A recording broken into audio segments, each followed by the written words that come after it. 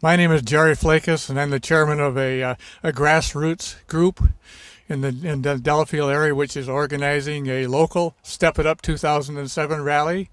This is a national event. There's probably 400 or 500 rallies like this across the nation today on November 3rd, which is 1 year before the 2008 elections. We're expecting hundreds of people here for today's rally. It's been broadcast on the internet. It was also broadcast yesterday on Wisconsin Public Radio on Kathleen Dunn's program, where Ed Garvey and Dr. George Stone were interviewed for an hour-long interview by Kathleen.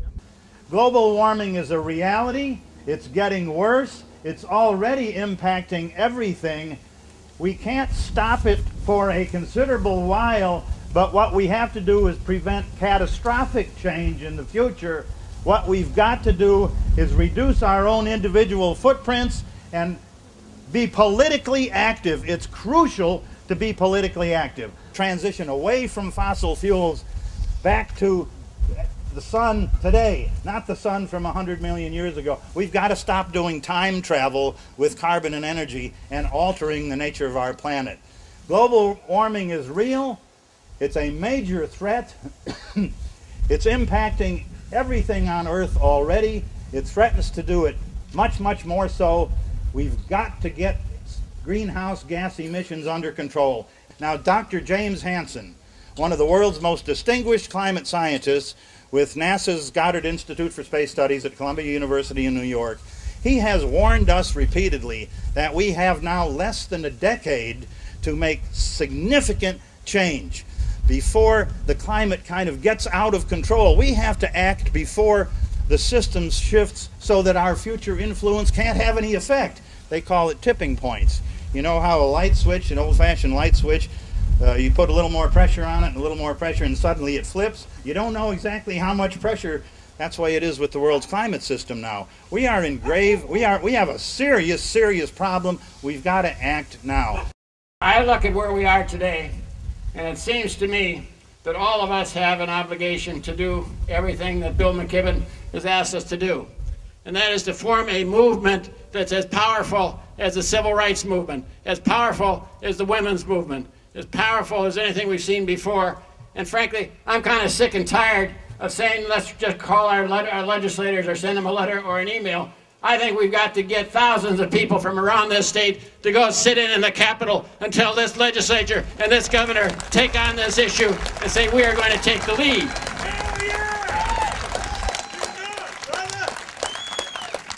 What more proof do they need when here we are building more coal-burning power plants?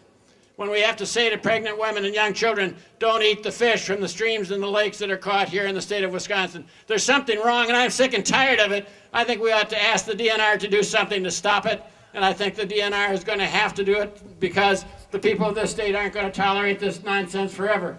So let's make a decision today. We're going to do more than just write letters. We're going to do more than just email people. We're going to listen to what Bill McKibben said, and that is to build a movement to save this planet, to do it for our grandchildren and our children, and to make sure that we all understand that we have to make some personal sacrifices to make this happen. It's not going to happen just by wishing it to happen. One of the issues that we have to look at is something called water.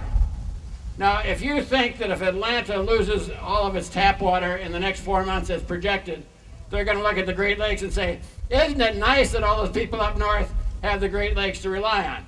There'll be a pipe as fast as they can build one between Lake Superior and Lake Michigan and Atlanta, Georgia, unless we know what we're doing. And here's our legislature that still hasn't taken action on the compact to protect the Great Lakes along with the states that are along the Great Lakes and Canada, because our biggest hope is probably Canada. So what are we doing about these kinds of issues? We must do more. So I'm going to just challenge you, and I'll be there with you.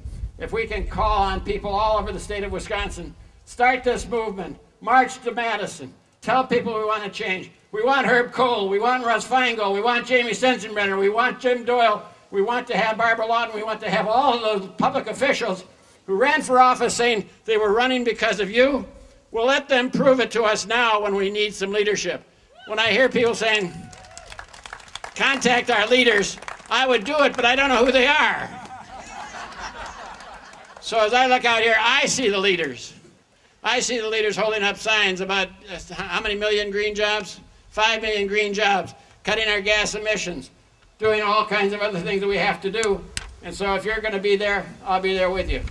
Now, when I was involved in the civil rights movement, I was inspired by the fact that a middle-aged woman sat down on the bus in the whites-only section.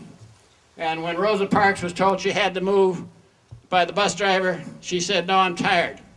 And he said, "Well, if you don't move, I'm going to have you arrested." And she said, "Well, do what you have to do."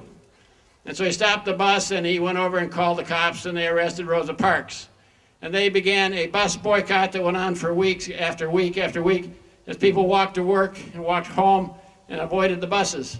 And because the bus company was losing money and the merchants were losing money, they decided to do the right thing, and that is to have integration of the buses. A reporter asked Rosa Parks when it was over, "How do you feel?" And she said, "Well, my feet are tired, but my soul's at rest." And I think that's what we have to think about. If we take this decision to march on Madison and demand action, our feet may get tired, but our souls will be at rest, because we can look at the young people in this audience and say, we've done our part to make this a livable world, and we need your help now. Thank you very much.